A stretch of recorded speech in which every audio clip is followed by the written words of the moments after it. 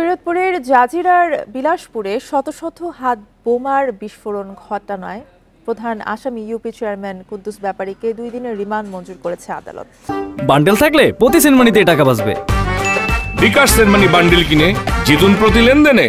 দুপুরে senior judicial magistrate আদালতের বিচারক মরিয়ম আক্তার নিপা এই আদেশ দেন।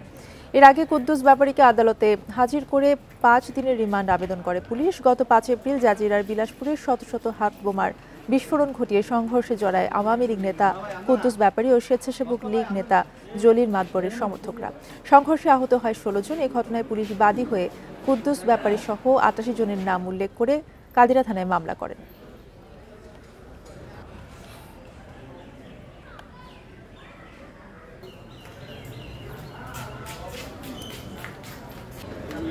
এই ব্যাকলে